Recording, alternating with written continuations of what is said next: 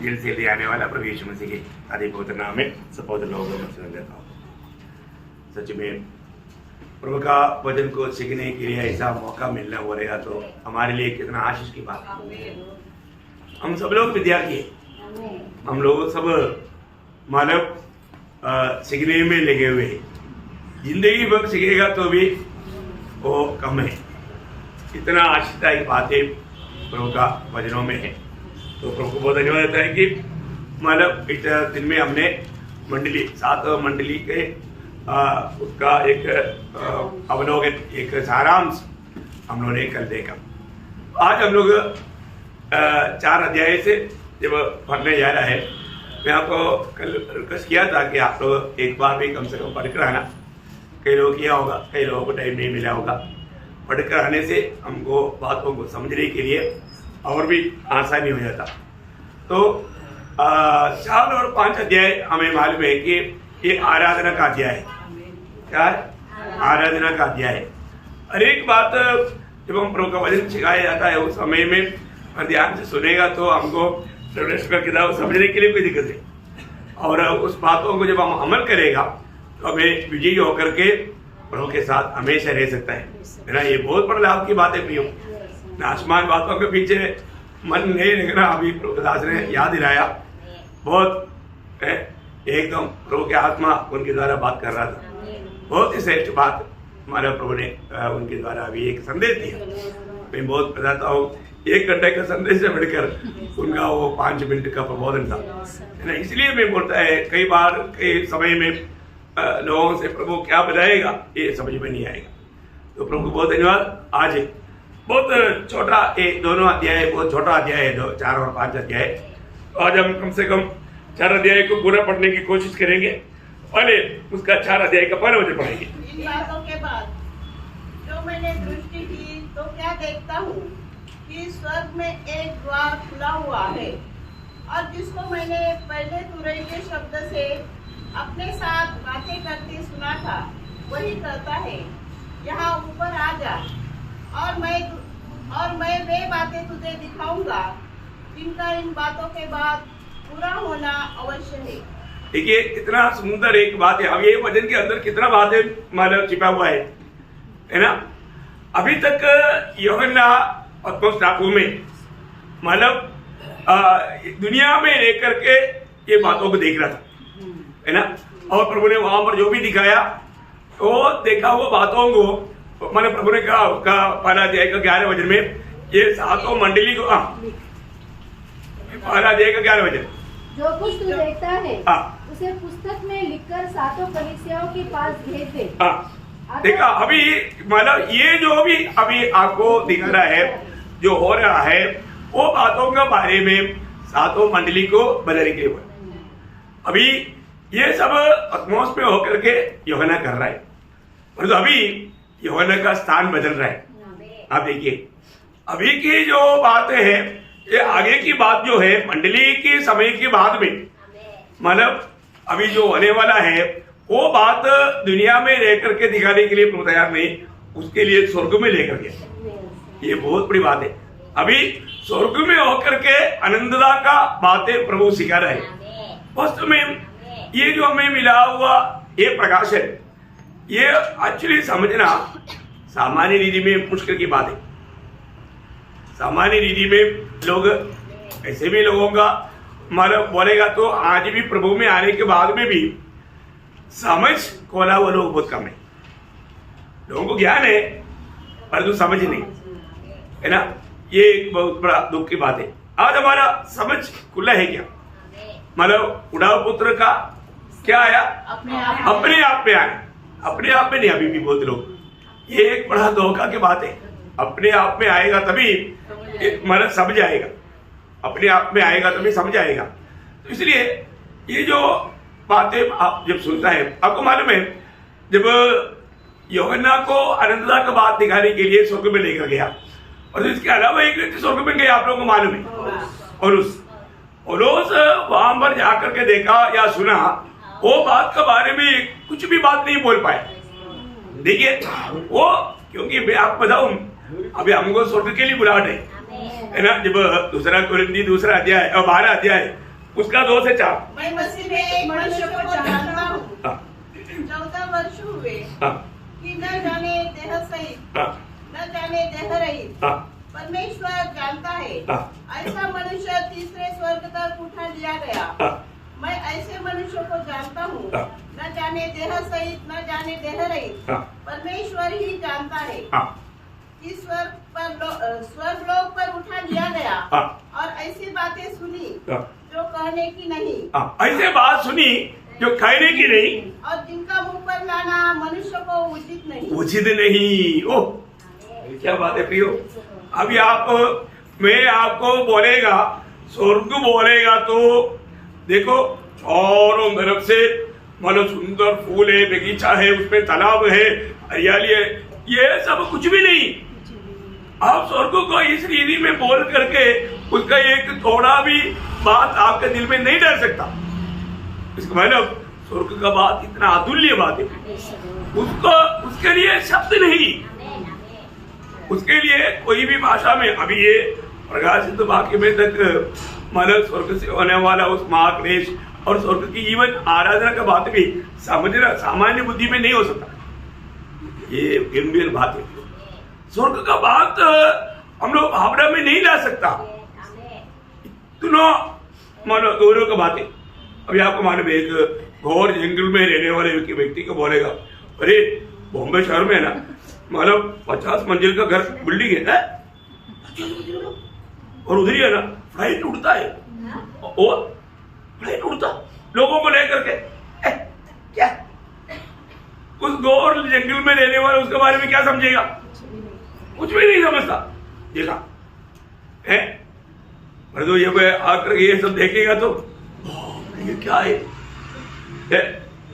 उस जंगल से सीधा बॉम्बे शहर में लाएगा तो क्या होगा? उसको एकदम अजमा, उससे करोड़ों गुना बढ़कर बात है मतलब दुनिया की बातों से स्वर्ग की बात, मतलब एकदम एक अलग बात है, वो एकदम अलग बात है। और हम उस आनंदधाम में स्वर्ग में रहने वाला हमारे शरीर तक कैसा है हम लोग समझ सकते हैं क्या? आप यह बताओ ना, इधर से सीधा जा सकता, ये रुकावट नहीं है दीवार, सीधा इधर से उड़ी मारेगा तो अमेरिका। बताओ कैसे क्या? हाँ बताओ ये मिट्टी के अंदर से कैसे जाएगा? समझ सकते हैं क्या ऐसा बॉडी? नहीं, हम लोग नहीं समझ सकते। इसलिए बात सच्चे है क्योंकि वचन में लिखा। मैं इसलिए आपको बोला वचन को थामा रहना, वचन के खिलाफ में कोई भी बात आएगा तो विश्वास मत करो, और जो वचन में बताया है तो विश्वास करो।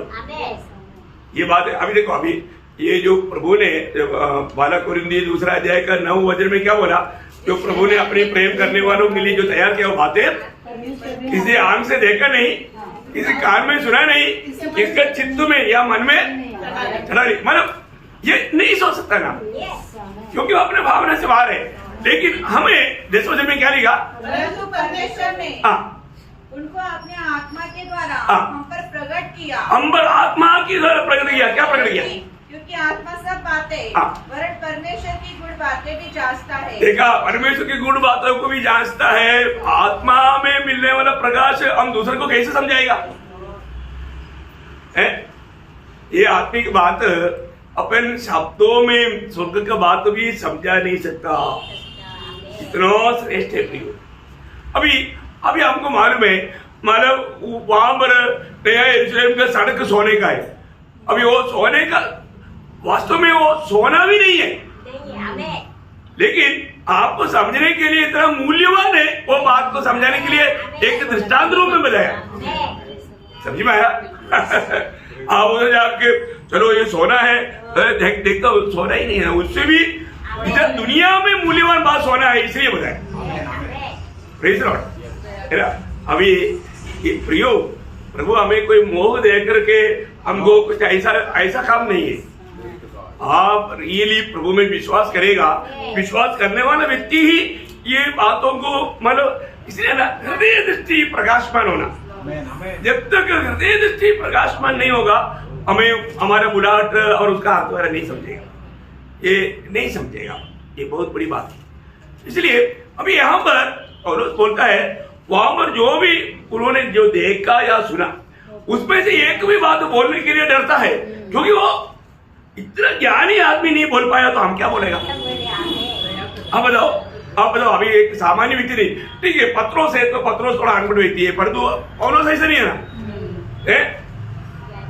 हमारा बहुत ज्ञानी आदमी था, बहुत इतना बड़ा स्कॉलर होने पर भी वो नहीं बोल पाया, वो बोलने के लिए डरा। तो फिर हम लोग सोचो प्रयोग क्या हम लोग कहाँ पर जाने वाला है ना, स्वर्ग की हम नागरिक है पक्का, जो नया जन्म पाया उसको ये खुशी है और हमेशा वो आनंद के साथ वो कार्य करना है। अभी यूहन्ना को प्रभु ने स्वर्ग में उठाया या स्वर्ग में बुलाया, उसके बाद स्वर्ग खुला हुआ देखा। क्या देखा? स्वर्ग। अभी बहुत लोग बोलते हैं स्वर्ग ही नहीं, उनको क्या मालूम, क्योंकि उनको स्वर्ग के बारे में नहीं मालूम, पर तो हमें ये बात को विश्वास करना है, क्योंकि आपको मालूम है हमारे प्रभु यीशु मसीह स्वर्ग से आया और स्वर्ग में गया है। वो स्वर्ग से आया और स्वर्ग में गया, स्वर्ग में गया तो भी वो चेलों के सामने गया, प्रकट रूप में गया, उससे पहले भी गया था, लेकिन ये जो लास्ट में जब गया तो सबके सामने है ना, जब प्रेरितों का उसका पहला अध्याय, प्रेरितों का पहला अध्याय का 8-9 बजे, परंतु जब पवित्र आत्मा तुम पर आएगा तब तुम सामर्थ पाओगे और यरूशलेम और सारे यहूदिया और सामरिया में और पृथ्वी की चोर तक मेरे गवाह होगे। यह कहकर वो उनके देखते देखते ऊपर उठा लिया गया। देखिए वो देखते देखते ऊपर उठा लिया गया। अभी आप देखो उसका 11 बजे भी, और उसने कहा हे गलीली पुरुष, तुम क्यों खड़े आकाश की ओर देखते रहते हो? मतलब तुम इस आकाश की ओर या स्वर्ग की ओर, ये जो जहाँ पर भी आकाश लिखा है स्वर्ग का लिखा है, जो स्वर्ग की ओर क्यों देखते रहता है? अभी ये यीशु अभी स्वर्ग पर गया, अभी वापस स्वर्ग से आएगा। अभी स्वर्ग, अभी ये बात को आत्मा में दावीद ने जो भजन संगीता लिखा उस समय में वो एक गीत गाया, जो 24 भजन संगीता में 24 भजन संगीता उसका 7 से 10 बजे पढ़ा। हे फाटकों अपने सिर ऊंचे करो, हे सनातन के द्वारा ऊंचे हो जाओ, क्योंकि प्रतापी राजा प्रवेश करेगा। ओ प्रतापी राजा प्रवेश करेगा, स्वर्ग खुल जाओ बोलता है, स्वर्ग दूतगण बोलता है अभी प्रतापी राजा आ रहा है, स्वर्ग खुल जाओ। अभी वो धरती में जिस काम के लिए आया वो काम पूरा करके प्रतापी राजा आ रहा है। और आगे वो प्रतापी राजा कौन है? परमेश्वर जो सामर्थ्य और पराक्रमी है, परमेश्वर जो युद्ध में पराक्रमी है। हे फाटकों अपने सिर ऊंचे करो, हे सनातन के द्वारों तुम भी खुल जाओ। ये स्वर्ग खोलने वाला बात का बारे में भविष्यवाणी की आत्मा में दावीद ने वो बातें समझ में आया। स्वर्ग को जाने के टाइम पर प्रभु के लिए, प्रभु यीशु मसीह के लिए स्वर्ग खुला। कितना लोगों बात है ना। हमारे जीवन में प्रभु भक्तों को, मानव बीजी जीवन बिताने वाला लोगों के लिए प्रभु ये स्वर्गीय दर्शन दिया है ना। इसराइल कराने वाला याकूब जब अपनी पिता के घर से लाबान के घर के और पद्दन आराम के और भागने के टाइम पर, आपको मालूम है जब वो इस मार्ग में जब सूर्य अस्त होने लगा तो वहां पर एक पत्थर लेकर के सिराना बना करके वहां पर सो गया। वहां पर हम क्या देखता, वहां पर स्वर्ग खुल गया। वहां पर स्वर्ग खोल करके जब उत्पत्ति किताब उसका 28 अध्याय उसका 12 से 17 तक का उसने स्वप्न में क्या देखा कि एक सीढ़ी पृथ्वी पर खड़ी है और उसका सिरा स्वर्ग तक पहुंचा है। देखिए स्वर्ग तक पहुंचा हुआ एक सीढ़ी देखा, स्वर्ग तक पहुंचा हुआ एक सीढ़ी। और परमेश्वर के दूत उस पर से चढ़ते उतरते हैं और यहोवा उसके ऊपर खड़ा होकर कहता है मैं यहोवा तेरे दादा अब्राहम का परमेश्वर और इसहाक का भी परमेश्वर हूँ। जिस भूमि पर तू लेटा है उसे मैं तुझको और तेरे वंश को दूंगा। देखिए बहुत सुंदर एक मानव स्वप्न यहाँ पर याकूब देखता है ना। स्वर्ग खुला हुआ है। अभी अपन बोलेगा ये तो स्वप्न था भाई, लेकिन जब केदार नदी के किनारे में बैठा था तब प्रभु ने स्वर्ग खोल करके बातें किया। नबी का भविष्यवाणियों को सीखना बहुत जरूरी बात है। है ना, उसका पहला अध्याय का 12 वचन पढ़ना है। हेस्केल उसका पहला अध्याय का 12 वचन। इस वर्ष के चौथे महीने के 5वें दिन मैं बंदियों के बीच कबार नदी के तट पर था। तब स्वर्ग खुला हुआ खुल गया। तब स्वर्ग खुल गया। देखो स्वर्ग खुल गया, देखा है। देखिए स्वर्ग खुला हुआ बातों को समझाना कितना कठिन बात है ना, हल्की बात नहीं है। आपको मालूम है जब मतलब मसीह मंडली का पहला रक्त साक्षी स्तेफानोस 15वां गा करके मरने के टाइम पर उन्होंने मतलब 15वां करने वालों की ओर नहीं देखा, उन्होंने स्वर्ग की ओर देखा। क्या देखा? हाँ, जब प्रेरितों का हम उसका 7 अध्याय उसका 55-56 हो जाए। परंतु उसने पवित्र आत्मा से परिपूर्ण होकर स्वर्ग की ओर देखा और परमेश्वर की महिमा को और यीशु को परमेश्वर की दाहिनी ओर खड़ा हुआ देखकर कहा देखो स्वर्ग खुला हुआ। क्या बताता प्रियो है? अभी आप बताओ स्वर्ग को कोई देख सकता है क्या? लेकिन प्रभु भक्त को मानव उनका वो जो क्या बोलता है इतना दूर को प्रभु ने नस्ती करके दिया। अब देखो ना कितना प्रकाश और दूर है। अरे ये तारागण, मैंने पिछले दिन में आपको बताया, ये तारागण तक की आकाश विधान में कितना दूर है। मतलब इतना दूर रहने वाला मतलब कितना प्रकाशवान चलेगा तो एक तारागण से दूसरा तारागण में जाएगा, तारा में जाएगा। इतना ऐसा है तो अभी स्वर्ग है उसे कितनी दूर की बात है। वो सवार उसने खोला हुआ देखा। प्रभु के लिए कोई काम असंभव है नहीं है ना है? आप देखो अभी प्रकाश 1 सेकंड में 3 लाख किलोमीटर चलता है तो हम लोग 1 सेकंड की आधा सेकंड में इधर से स्वर्ग में पहुंच जाएगा। ऐसा शरीर मिलने वाला है। आप क्या बताओ? हाँ बताओ है? हाँ ओ एकदम बताओ है। वो इसका ओरिजिनल भाषा में ऐसे लिखा है कि हम लोग आंख बंद करके खोलना उतना टाइम नहीं, बिंदु अब आंख खोलने के टाइम के अंदर, बिंदु अब आंख खोलने के लिए बंद करने से भी टाइम कम मिलता, उसका भी दशांश से लिखता टाइम। ये सब साइंस बोलता। ऐसा समय के अंदर हम रूपांतर होकर के उधर मिलेगा। अब देखो रूपांतर होकर के उधर मिलने के लिए कितना टाइम लगता? 1 सेकंड का दशांश, 1 सेकंड का दशांश। हो प्रभु का काम ऐसा है प्रियो। अब बोलो ना है? प्रभु का कार्य ऐसा है। अभी अब तो हम जिस धरती पर खड़ा है एक घंटे में 1,07,200 किलोमीटर स्पीड में चल रहा है। हम गिरता क्यों नहीं? ये साइंस बताता। हाँ बताओ ना है? कितना अनोखा बात है। हमारे प्रभु कितना महान है प्रियो है ना। इसलिए अभी हमें ये जो स्वर्ग का बात है, हम स्वर्ग का नागरिक है तो थोड़ा कुछ तो जानकारी होना चाहिए ना। इन सारे बातों में इसका ज्यादा जानकारी हमें को 21-22 में मिलेगा, बाकी तो अपन महाक्लेश में होकर जाएगा। अभी आराधना का विषय है तो सबसे बड़ी बात क्या है कि हमको ये जानना है कि हम किसकी आराधना करता है, हम किसकी भक्ति करता है, ये बात को जानना चाहिए। अभी यहाँ पर स्वर्ग खोला हुआ। अब हमारे में एक बार पत्रोस प्रार्थना में बैठा था, उस समय में स्वर्ग खोला हुआ देखा ना। जो कॉर्नेलियस का घर में जाना था, पत्रोस जाने वाला नहीं था, लेकिन प्रभु ने एक दर्शन दे करके उसको समझाया। उसका 10 अध्याय में ना, प्रेरितों 10 अध्याय का 11 बजे। और उसने देखा कि आकाश खुल गया। हाँ मतलब वहां पर भी स्वर्ग खुल गया, ऐसा आना चाहिए। स्वर्ग खुल गया, देखा स्वर्ग खुल गया, उसने देखा स्वर्ग खुल गया। देखो बहुत बड़ी बात है स्वर्ग खुला हुआ अनुभव। इवन मतलब प्रभु यीशु मसीह जब बपतिस्मा लेकर के जो ऊपर आया वहां पर भी हम क्या देखता? हाँ मत्ती के सुसमाचार उसका 3रा अध्याय उसका 16 वचन। और यीशु बपतिस्मा लेकर तुरंत पानी में से ऊपर आया और देखो उसके लिए आकाश खुल गया और उसने परमेश्वर की आत्मा को कबूतर के समान उतरते और अपने ऊपर आते देखा।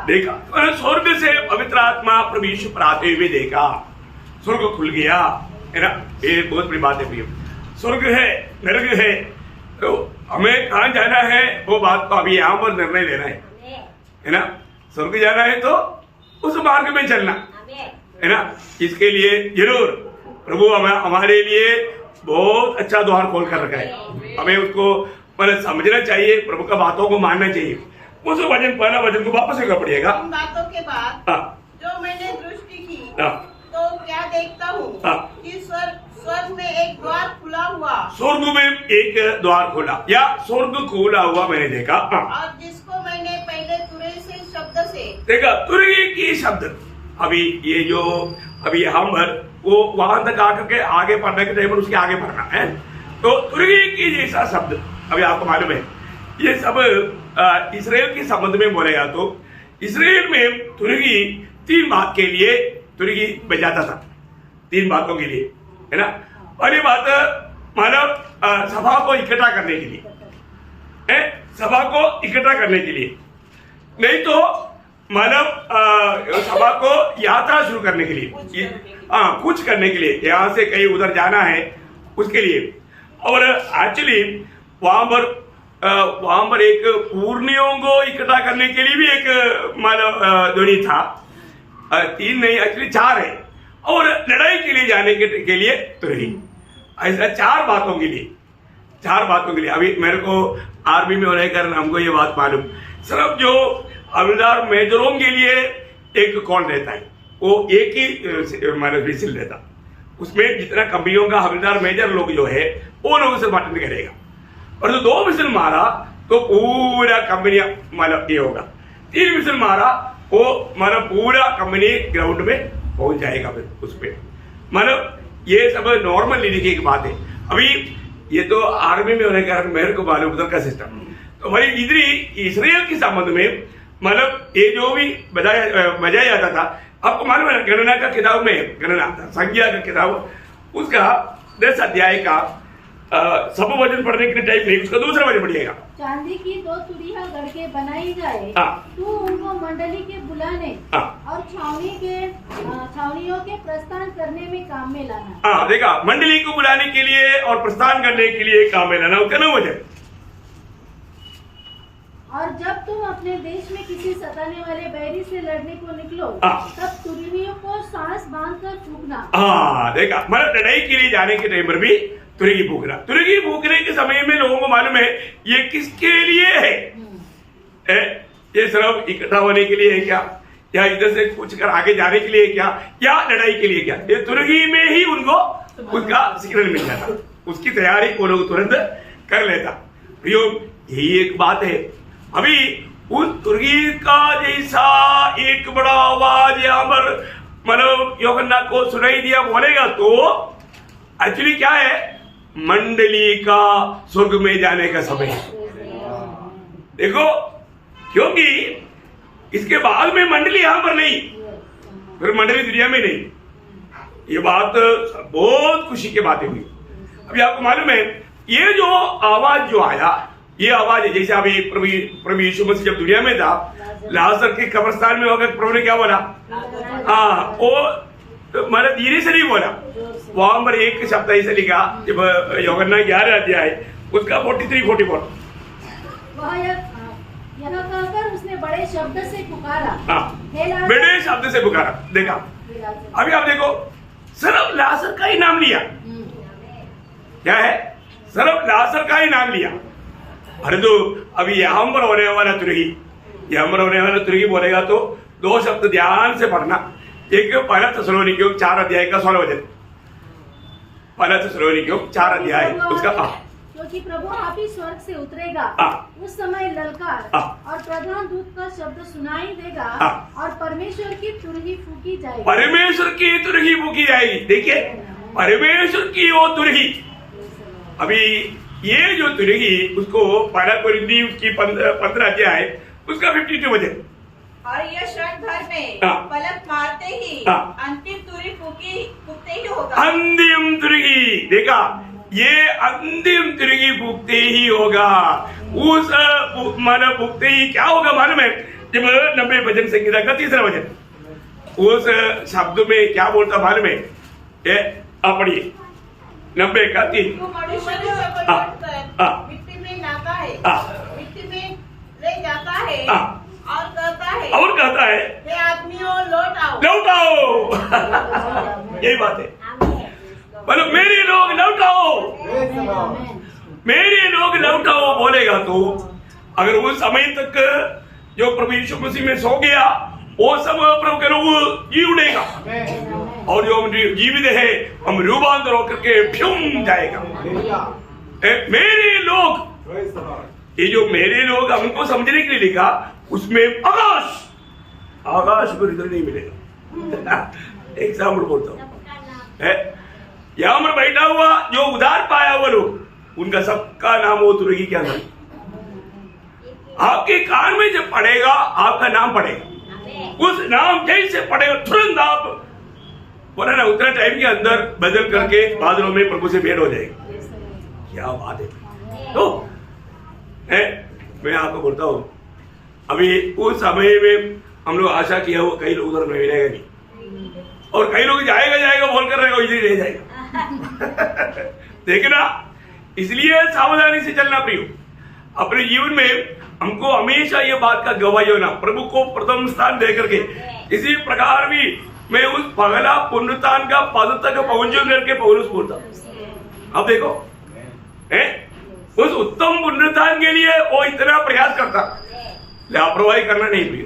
आत्मीय जीवन में प्रभु में मुराद पाने के बाद मैं आपको बोलता हूँ, और हम अभी ऐसे कंडीशन में है, हमारे पीढ़ी में पक्का प्रभु आएगा, अभी ज्यादा देर इंतजार करना नहीं पड़ेगा प्रिय।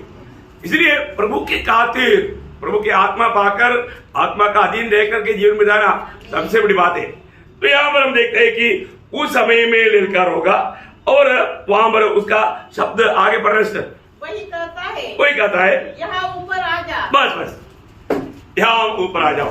किसको बोला? ये एक्चुअली यूहन्ना मंडली का एक रिप्रेजेंटेटिव है। समझ में आया? यूहन्ना को बुलाया है, यूहन्ना को बुलाया तो मंडली को बुलाया। मंडली इसके बाद में दुनिया में नहीं। देखो कितना अनमोल बात है हमारे जीवन में। इस कारण मैं आपको बताना चाहता हूं, मतलब ये मंडली का मतलब उड़ाए ले जाने का एक छाया की बात है, ठीक है ना। अभी वो बोलता है, आगे पढ़ा यहाँ ऊपर आ जा, और मैं वे बातें तुझे दिखाऊंगा जिनका इन बातों के बाद किन बातों के बाद? मंडली के बाद। मंडली का साथ खत्म हो गया। मंडली के बाद अभी क्या होने वाला? अभी मैं वो बातें कहूंगा, मतलब मंडली का दुनिया का काम खत्म हो गया। इन बात वहां पर बताया हुआ, ये बात कौन सा बात था? मंडली की बात। अभी तक जो भी हो रहा था मंडली की बात हो रहा था, मंडली के लिए संदेश दिया था, मंडली का काम खत्म हो गया। प्रभु का शरीर मंडली का काम खत्म हो गया। बहुत अनमोल बात है। अभी आपको मालूम है, तीसरा अध्याय खत्म होने के बाद में मंडली दुनिया में नहीं, मंडली उड़ा लिया गया। इसका मतलब यहाँ की इस बात में ही एक बात सबूत है। क्या मालूम है कि मंडली महाक्लेश में नहीं जाएगा। समझ में आया? क्योंकि इसके बाद फिर हमारे 4-5 अध्याय प्रभु की आराधना है, पिता का आराधना, पुत्र की आराधना। 6वां अध्याय से महाक्लेश है। और जो उस समय में मंडली कहाँ है? ऊपर है, स्वर्ग में है। हालेलुया। इतना साफ बात है प्रियो। यहाँ पर भी वो बात हमें समझने के लिए प्रभु कृपा देता है। इसके बाद में मंडली के बारे में हम लोग 19 अध्याय में देखता, वो तो स्वर्ग में है। नहीं समझा? वो कितना सुंदर बात है, कितना अनोखा बात है। मैं आपको बोलता हूँ, इसलिए इन वचनों को सुनने के समय में, समझने के टाइम पर प्रार्थना के साथ ध्यान से पढ़ेगा, समझेगा, तो हमारे छोटा सा जीवन अनंत काल की तैयारी के लिए हम हरदम जागृत रहेगा। जो प्रभु का बुलाए हुए लोग हैं, प्रभु में वस्तु में भरोसा करता है, प्रभु पर विश्वास करता है, वो लोग ऐसा करेगा। वो एक विश्वास का चिन्ह है। तो अभी यहाँ पर हम क्या देखता, मतलब उसका दूसरा वचन, तुरंत मैं आत्मा में आ गया। और क्या देखता हूँ कि एक सिंहासन स्वर्ग में रखा है। देखा, एक सिंहासन स्वर्ग में रखा है। देखिए मैं क्या देखता हूँ, स्वर्ग में एक सिंहासन रखा है ना। आपको मालूम है हमारा परमेश्वर का या हमारा स्वर्गीय पिता का सिंहासन कहाँ है? स्वर्ग में है ना। 103:19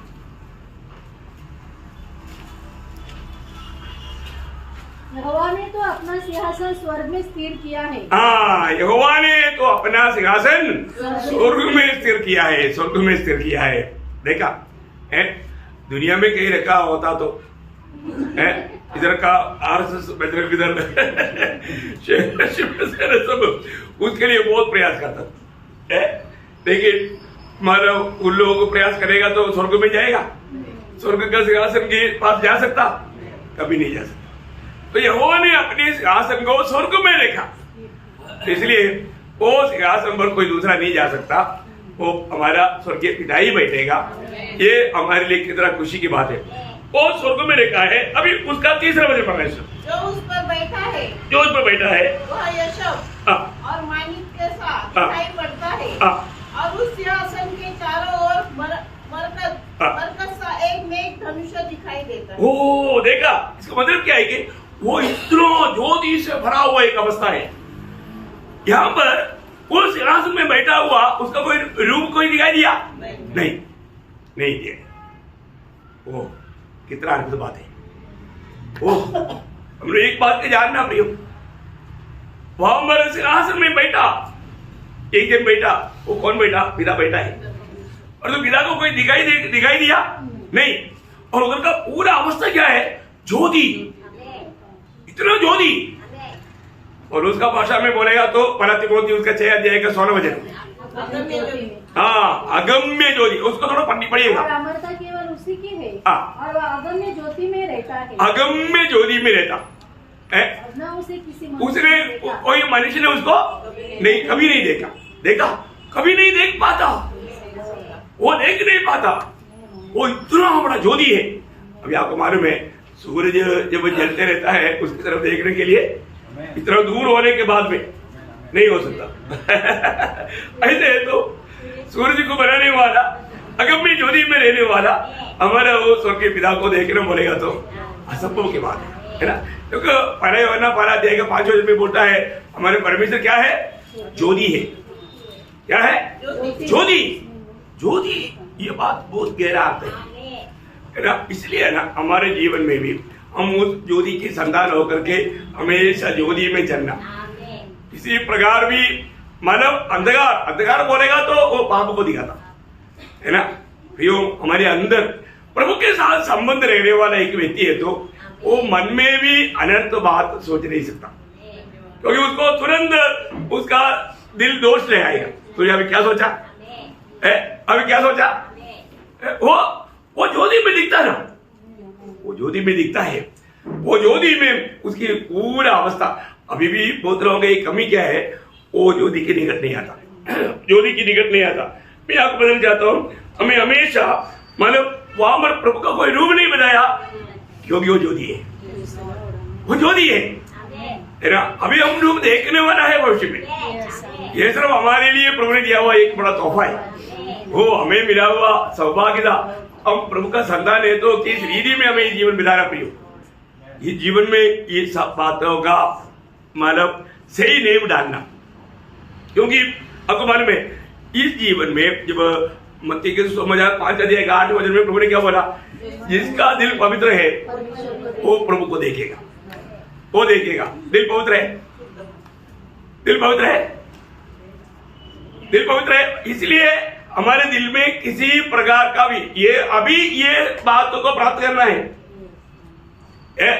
जैसा यूहन्ना का सुसमाचार पहला अध्याय का 47 वचन में नजरेत के बारे में प्रभु ने गवाही दिया, ये सचमुच इसराइली है, उसका दिल में कपड़ नहीं, उसका दिल में कपड़ नहीं। प्रभु हमारे बारे में ये गवाही देना चाहिए। हम कोई भी बात करता है, कार्य करता है, वो एक निष्कपट दिल से होना चाहिए। इसलिए नीतिवचन 4:23 में लिखा है, सबसे अधिक अपना दिल की रक्षा कर, क्योंकि जीवन का उगम उसी में से है। वो दिल बहुत बड़ी बात है ना।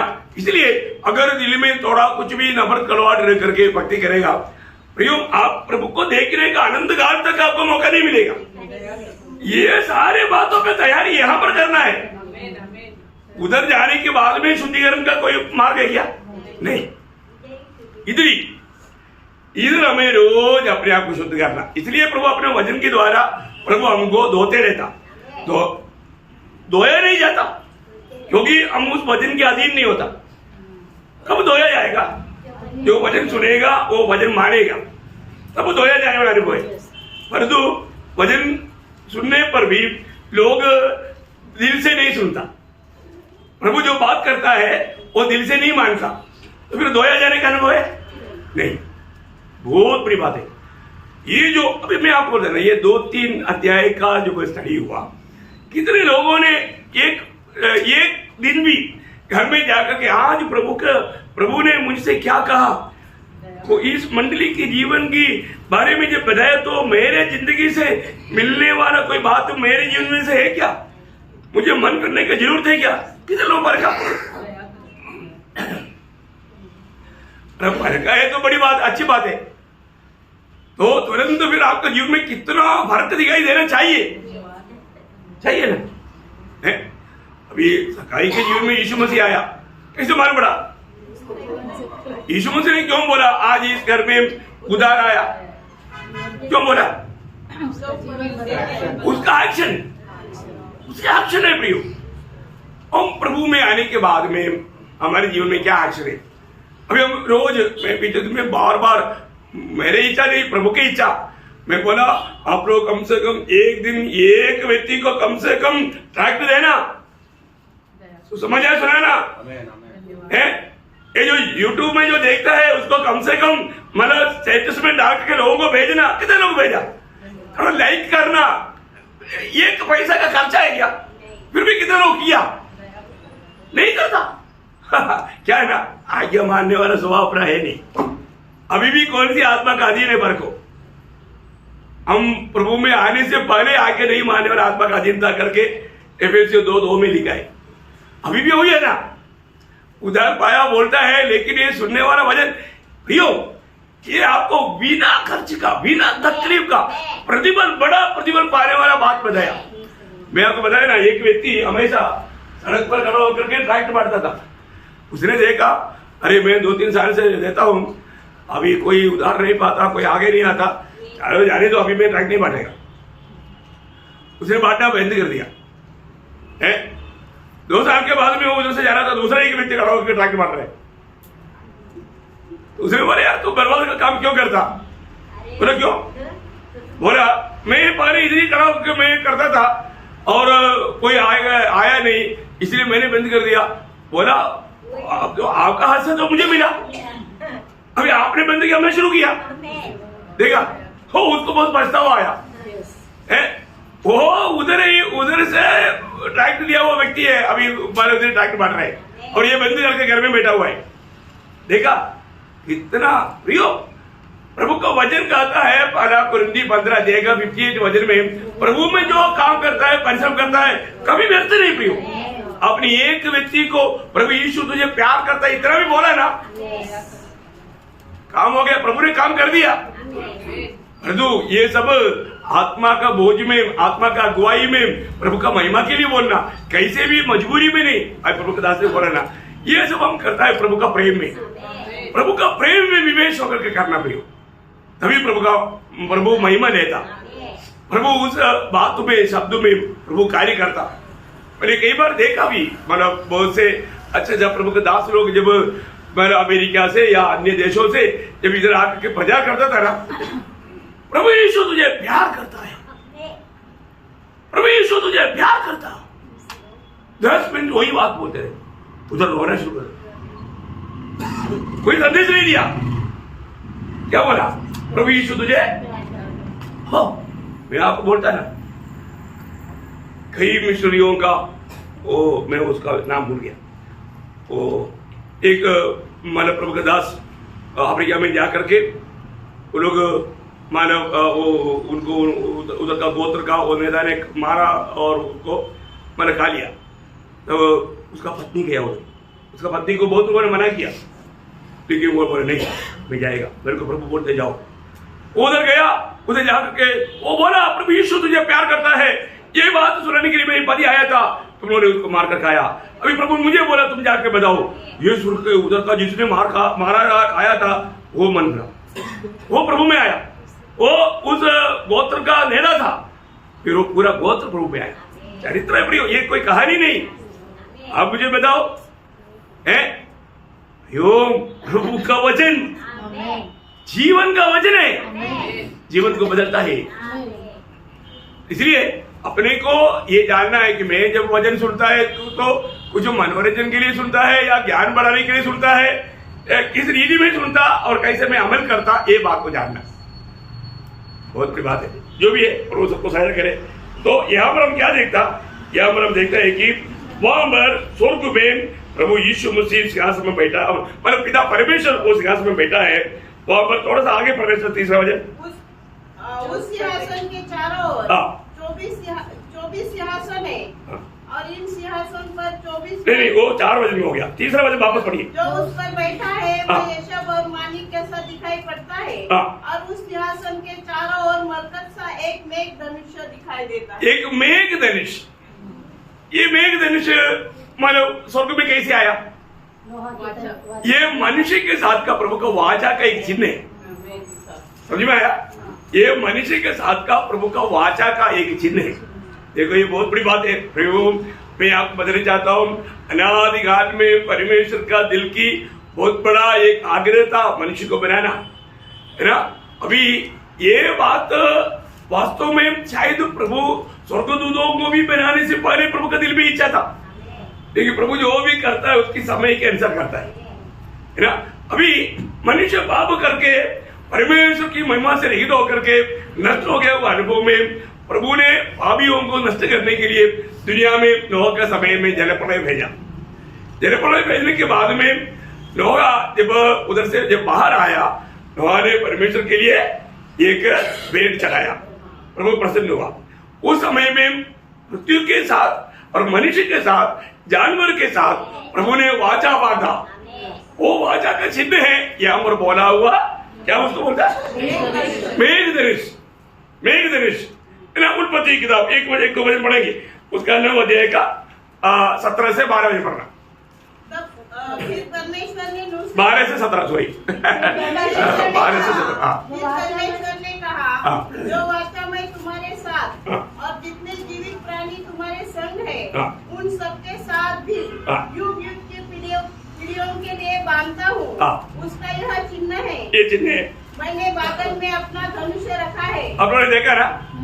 हाँ, कभी भी बारिश आने वाला है तो आप आकाश में देखेगा तो वो धनुष अभी भी लोगों को कुछ उसका और नाम देता है, वो नहीं है। वो लोग बोलते हैं इंद्रधनुष, बोलते ना, वो इंद्रधनुष नहीं है, वो परमेश्वर का मनुष्य के साथ वाचा का एक चिन्ह है, मेघ धनुष। ठीक है, वो परमेश्वर ने हमारे साथ बांधा हुआ, वो प्रभु का लोगों के प्रति प्रभु ने दिया हुआ एक बड़ा प्रोत्साहन की बात है। देखो उस समय में बताया हुआ मतलब किया हुआ काम, इसका मतलब करीब टाइम के अनुसार देखेगा तो जलप्रलय कब हुआ? करीब मानव BC ये 1650 तकरीबन हम गिनती करेगा तो वहां पर आता है। अब 2000 का गैप देता है, लेकिन 2000 से पहले हुआ मतलब ये जलप्रलय। तो उसके बाद में अभी हम उसके बाद में 4000 समथिंग है अभी भी वो मानव मेघ धनुष को आता है। आपको समझ में आया? परमेश्वर का वचन अभी ये स्वर्ग में भी है। जब हम उधर ही पहुंचेगा तो प्रभु ये बात को हमें उड़ाकर कहेगा। ये एक्चुअली एशिया नबी भी इनके बारे में एशिया उसका 54 का 9-10 पढ़ना। एशिया उसका 54 का 9-10 जो मूरत खोदकर बनाते हैं। यह मेरी दृष्टि नहीं एशिया 54 का 9-10। यह मेरी दृष्टि में नूह के समय के जलप्रलय के समान है, क्योंकि जैसे मैंने शपथ खाई थी कि नूह के समय के जलप्रलय से पृथ्वी फिर न डूबेगी। हाँ देखा, ऐसा जलप्रलय प्रभु आने नहीं देगा उसके लिए। वैसे ही मैंने यह भी शपथ खाई है कि फिर कभी तुझ पर क्रोध न करूंगा और न तुझको धमकी दूंगा, चाहे पहाड़ हट जाए और पहाड़ियाँ टल जाए तो भी मेरी करुणा तुझ पर से कभी न हटेगी। देखा, ये प्रभु का वायदा है। प्रभु इसके लिए इस प्रकार का एक चिन्ह दिया। एगेस के नबी में एक अच्छा वचन है, उसका 12 अध्याय का उसका 26 से 28।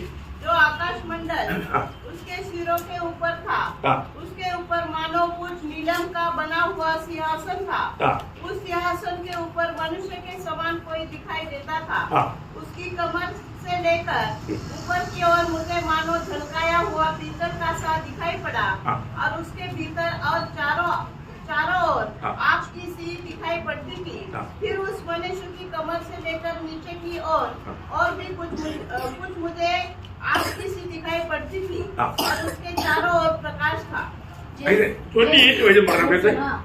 वर्षा के दिन बादल में मनुष्य दिखाई पड़ता है वैसे ही चारों ओर का प्रकाश दिखाई देता था। यहोवा के तेज का रूप ऐसा ही था। उसे देखकर मैं मुंह के बल गिरा। बस बोलने का अर्थ वहां पर भी इसके लिए भी ये बात को मैंने दर्शन में देखा। तो यहाँ पर हम लोग देखते हैं कि प्रभु वहां पर जब बैठा है, अभी उसका 4 बजे पढ़ा, उस सिंहासन के चारों ओर 24 सिंहासन है और इन सिंहासन पर 24 प्राचीन श्वेत वस्त्र पहने हुए बैठे हैं और उनके सिरों पर सोने के मुकुट है। देखिए अभी ये कौन है, ये बात थोड़ा समझना थोड़ा दिक्कत है ना। वहां पर ये मतलब प्रभु का वहां पर सिंहासन है, उसके चारों तरफ 24 सिंहासन है ना। इसके बारे में बहुत कुछ ओपिनियंस है। अभी मतलब एक प्रकार मंडली यहां से उड़ा लिया गया है, तो अभी ये मेरा ओपिनियन मतलब मंडली की प्रतिनिधित्व करने वाला 24 लोग है या प्रभु के साथ बैठने वाला कौन है, मंडली है। क्योंकि यहाँ पर जो पूर्णी लोगों के बारे में अभी कई लोग क्या बोलता, मतलब पुराना नियम का मतलब 12 गोत्र का मतलब प्राचीन लोग और नया नियम की मतलब 12 प्राचीन, ठीक है ना। परंतु ऐसा नहीं है, क्योंकि पुराने नियम की प्राचीन लोग प्रभु के साथ इस रीति में सिंहासन में बैठने का वायदा नहीं। तो सबसे बड़ी बात यहाँ पर मतलब यहाँ पर 24 प्राचीन बैठा हुआ है, ये एक बड़ी बात है। 24 प्राचीन, पुराने नियम में भी प्राचीन लोग थे, मतलब इसराइल में प्राचीन लोग थे, है ना। जब सिर्फ आपका ज्ञान के लिए निर्गमन उसका 3 अध्याय का 16 वचन,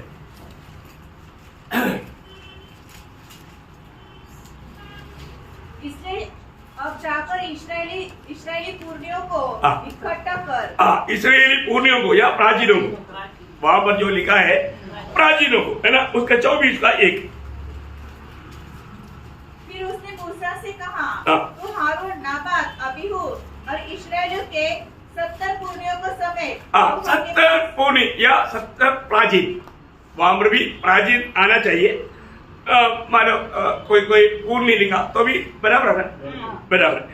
गणना उसका 11 अध्याय का 25 वचन, गणना उसका 11 अध्याय का 25 वचन। तब यहोवा बादल में होकर उतरा और उसने मूसा से बातें की और जो आत्मा उसमें था उसमें से लेकर उन 70 पुर्णियों में संवाद 70 पुर्णियों में या 70 प्राचीनों में। अभी आप अनुवाद 21 अध्याय का 3 से 9 तक लिखिएगा, लेकिन पढ़ने की जरूरत नहीं क्योंकि टाइम रहेगा। परंतु आप योशुआ 20 अध्याय का 4 बजे पढ़ना, योशुआ 20 का 4। वो उन नगरों में से किसी को भाग जाए और उस नगर के फाटक में से खड़ा होकर उनके पुर्णियों को अपना मुकद्दमा कह सुनाए। बोलने का उनका मतलब वहां पर भी प्राचीन लोग रहते थे।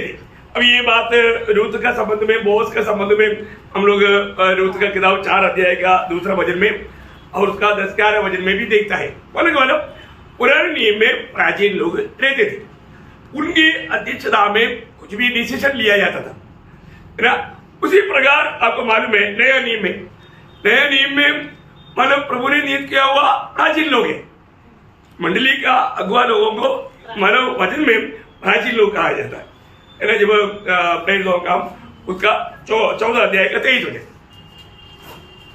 बहुत वचन है, मैं संक्षिप्त में आपको बताता हूँ। और उन्होंने हर एक कलीसिया में उनके लिए प्राचीन ठहराए। देखा, हर एक कलीसिया में उनके लिए किसको ठहराया? प्राचीन बहुत बड़ी बात है। प्राचीन बोल के वो बुरानी का नाम है क्या? नहीं, प्राचीन वो एक पदवी है, लेकिन वो आपको नाम लेकर के हेलो प्राचीन ऐसे नहीं बोलना जैसे कोई पास्टर बोलता ये बात एक्चुअली प्रभु का वचन के आधार का बात नहीं है ना। प्राचीन तो मंडली में यहाँ प्राचीन लोग है, मतलब मैं एक प्राचीन हूँ, मतलब पौर्णर एक प्राचीन है, अतुल एक प्राचीन है, धनकंकल एक प्राचीन है, सुरेश प्रसाद एक प्राचीन है। मतलब जो लोग आत्मीय जीवन में थोड़ा परिपक्वता में आया बच्चों को उसमें नहीं गिरेगा। बात समझ में आया? हाँ, इतना समझने के लिए मैं बताया। इसलिए मंडली में बहुत प्राचीन है, प्राचीन को बुला करके मतलब कार्य करेगा प्रभु। इसलिए बोले का अर्थ बच्चों को छोटा किया ऐसे नहीं, बच्चे लोग बड़ा होने के नायक मतलब नायंत वो भी प्राचीन गिना जाएगा मंडली में। Praise Lord. तो प्रभु धन्यवाद। अभी प्रेरितों 20 अध्याय का 17 वचन। उसने मिलेतुस से इफिसुस में कहला भेजा और कलीसिया के प्राचीनों को बुलवाया। देखा, कलीसिया के प्राचीनों को बुलवाया, मतलब कलीसिया में प्राचीन है ना, प्राचीनों को बुलाया। तीतुस का पत्री 5 अध्याय उसका 5 वचन। मैं इसलिए तुझे क्रेते में छोड़ आया था कि तू शेष बातों को सुधारे और मेरी आज्ञा के अनुसार नगर नगर प्राचीनों को नियुक्त करे। देखा, नगर नगर प्राचीनों को नियुक्त करे। मतलब उस समय में मतलब मंडली को चलाने के लिए किसको नियुक्त करता था? प्राचीनों को। प्राचीन लोग जिम्मेवारी के साथ वो काम करते थे। पत्रोस अपने पत्र में अपने बारे में क्या बोलता है? पहला पत्रोस 5 अध्याय उसका 5 वचन। तुमने जो प्राचीन है मैं उनके समान प्राचीन। हाँ, मैं उनके समान प्राचीन हूँ। देखा, उसका 5 वचन। इसी प्रकार हे नवयुवकों तुम भी प्राचीनों के अधीन रहो। हाँ, तुम लोग भी प्राचीनों का। हाँ, नौजवान लोग कभी कभी मानव साहस कर सकता है, इसलिए बोलता है जवानों आप लोग प्राचीनों को अधीन रहो। मंडली में एक अच्छा डिसिप्लिन के साथ कार्य होना ये बहुत जरूरी बात है। तो यहाँ पर अभी 24 प्राचीन शासन में बैठा हुआ हमारा विषय, तो उसके लिए मैंने बोला अभी पुराने नियम में भी प्राचीन लोग हैं और नया नियम की मंडली में भी प्राचीन लोग हैं, और यहाँ पर बैठा हुआ लोग स्वर्गदूत है करके एक ओपिनियन है। आप लोग को ये बात मतलब कोई दूसरा भी बोलेगा तो आपको समझने के लिए मैं वो बात को लेता हूँ। स्वर्गदूत को प्राचीन करके कहीं नहीं गया।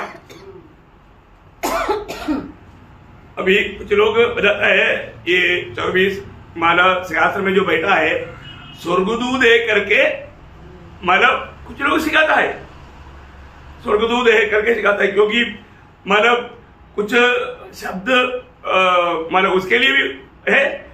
मतलब प्रभु ने क्या किया? प्रभु ने सारे प्रधानताओं को अधिकारों को मतलब वो मतलब स्वर्गदूतों के ऊपर आने वाला बात है, उस बात को लेकर के है ना। जब पड़ोसियों के पत्र उसका 2 अध्याय का 14-15 वचन। और विधियों का वह लेख जो हमारे नाम पर और हमारे विरोध में था मिटा डाला और उसे क्रूस पर किलों से जड़कर सामने से हटा दिया और उसने प्रधानताओं और अधिकारों को मतलब ये प्रधानताओं अधिकारों ये सब स्वर्गदूतों को दिया हुआ बात है। इसलिए लोगों को लगता है मानव वो स्वर्गदूत होगा। इवन एफिसियों का पत्री में आत्मीय लड़ाई की बारे में बोलने के टाइम पर उसका 6 अध्याय का 12 वचन। क्योंकि हमारा यह बलयुद्ध लहू और मांस से नहीं परंतु प्रधानों से और अधिकारियों से और इस संसार के अंधकार के हाकिमों से और उस दुष्टता की आत्मिक सेनाओं से है। देखा, ये दुष्टता की आत्मिक सेना, आत्मिक मानव दूतों का बारे में इस प्रकार मानव उनको अधिकार है तो सिंहासन ऐसा लगेगा। लेकिन स्वर्गदूत बाइबल में कहीं भी प्रभु के सामने बैठा हुआ नहीं देखता, वो लोग कहीं भी है खड़े देखता।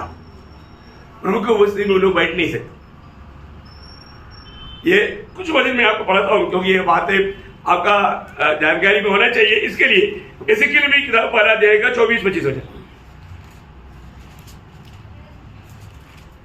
इसके पढ़ा जाएगा 24-25। चलते समय उनके पंखों की फड़फड़ाहट या आहट मुझे बहुत से जल या सर्वशक्तिमान की वाणी या सेना के हलचल किसी सुनाई पड़ती थी। और जब वे खड़े होते थे, हाँ जब वो खड़े होते थे, है ना।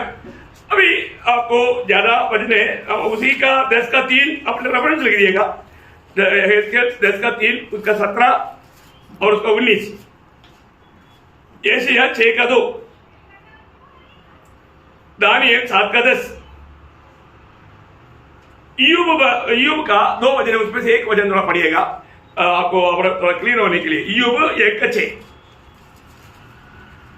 और 2:1 भी लिख दो, एक पढ़ लो, उसमें से एक पढ़ लो। एक दिन यहोवा परमेश्वर के पुत्र उसके सामने उपस्थित हुए। हाँ, उपस्थित हुआ बोलने का अर्थ क्या? हाँ, खड़े हुआ। करेक्ट, आप लोगों को समझने के लिए कोई दिक्कत नहीं। मतलब उपस्थित हुआ बोलेगा तो वो लोग प्रभु के सामने खड़े हुआ। वही सेम बात 2:1 में भी लिखा। मतलब स्वर्गदूत अभी भी है, वो प्रभु के सामने बैठता नहीं, खड़ा होता है। आपको मालूम है गब्रिएल दूत जब संदेश लेकर आया उस समय में मरियम को क्या बोला था? लूका मतलब ये तो बात मतलब शिबियोन को बोला था 12 अध्याय को 19 वचन। स्वर्गदूत ने उसको उत्तर दिया, मैं जिब्राइल हूँ जो परमेश्वर के सामने खड़ा रहता हूँ। हाँ, मैं परमेश्वर के सामने खड़ा रहता हूँ। अभी आपको क्या लगता? अभी हम लोग ऐसे सोचेगा इतने सालों से खड़ा रहेगा तो घुटने में देता आएगा। अब ऐसे नहीं सोच रहा। और आप सोचेगा भाई खड़ा रहना एक बड़ा पदवी है। उधर कोई चकआउट होता है क्या? कमर दर्द होगा, घुटना दर्द। अब आपका शरीर कौन सा है? इसलिए आप दुनिया के रीति में सोच करके प्रभु क्या पनिशमेंट देता है, कितना देता है, ऐसे नहीं सोच रहा। तो ये बहुत बड़ी बात है। तो प्रभु का हमारे स्वर्गदूतों के बारे एक बारे में खास पढ़ाना चाहूंगा। पहले राजा 22 का 19 से 21 वचन। पहले राजा उसका 22 अध्याय उसका 19 से 21 वचन। मिकाया ने कहा, इस कारण तू यहोवा का यह वचन सुन, मुझे सिंहासन पर विराजमान यहोवा और उसके पास दाहिने बाएं खड़ी हुई स्वर्ग की समस्त सेना दिखाई दी। तब यहोवा ने पूछा, अहाब को कौन ऐसा भड़काएगा कि वह गिलाद के रामोत पर चढ़ाई करके खेत आए? तब किसी ने कुछ और किसी ने कुछ कहा। अंत में एक आत्मा पास आकर यहोवा के सम्मुख खड़ी हुई और कहने लगी, मैं यहोवा के सामने क्या हुआ? खड़े हुआ। मतलब वो खड़ा होता है।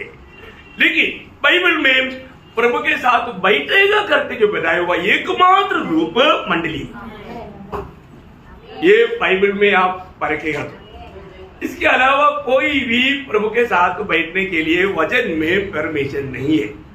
ये कितना अच्छा जानकारी है प्रभु ने प्रियो। इसी कारण मैं आप लोगों को पीछे लगाऊं कि आप लोग विजयी होकर के विजयी लोगों के लिए ऐसे भी नहीं। इसलिए कई बार बहुत लोग मेरे से निराश होता है तो भी मैं बोलता है कोई बात नहीं, वो बात मिलना चाहिए, फिर बाद में प्रार्थना करता है और क्या करूं।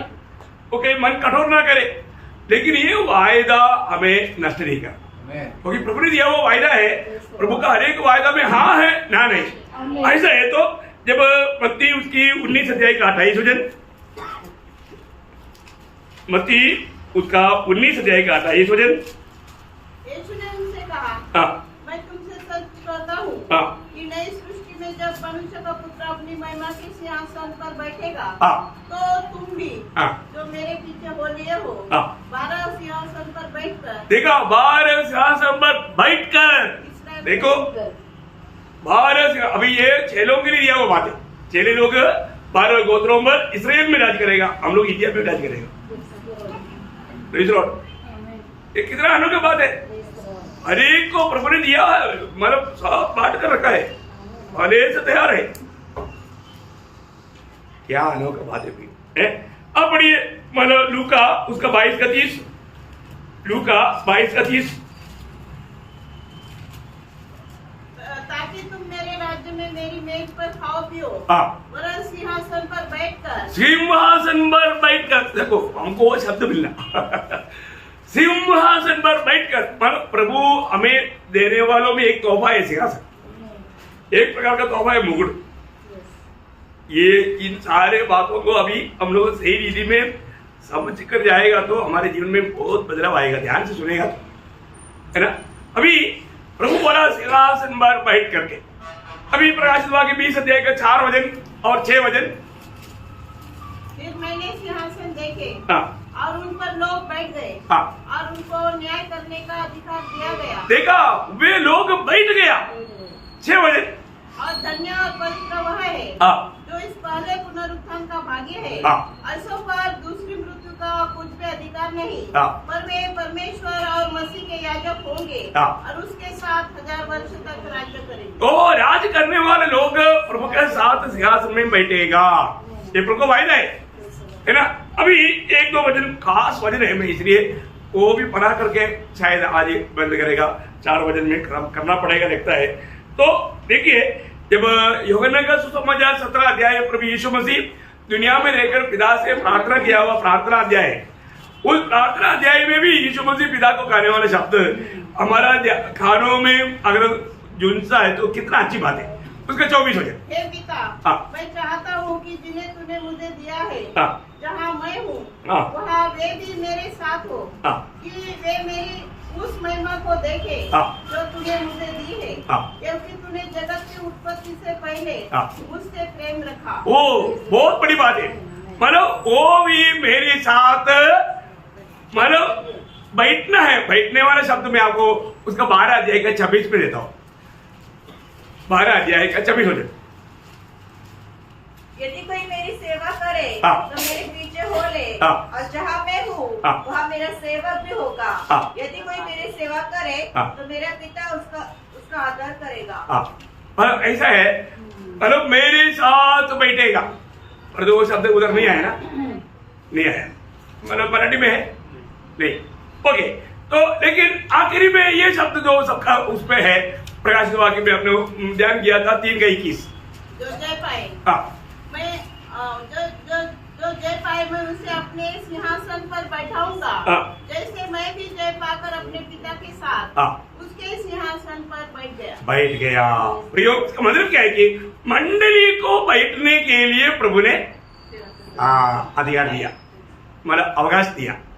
इसके बाद ये 24 लोग एक्चुअली मंडली का प्रतिनिधित्व करने वाला एक छाया है। मैं वो बात बोलने के लिए ये सारी बात आया, क्योंकि मैंने स्वर्गदूत नहीं, पुराने नियम की गोत्रों का 12 मतलब प्राचीन नहीं, और प्रेरित लोग सिर्फ नहीं, उसको टोटली, क्योंकि आपको मालूम है मतलब मंडली की प्रतिनिधित्व करके ये 24 मतलब लोग, क्योंकि पुराने नियम में भी उसके लिए मतलब गीत गाने वालों का एक 24 झुंड था, मतलब एक बड़ा झुंड को दिखाने के लिए 24 पद इस्तेमाल किया है। तो ये मंडली की छाया में हम उसको गिन सकते हैं।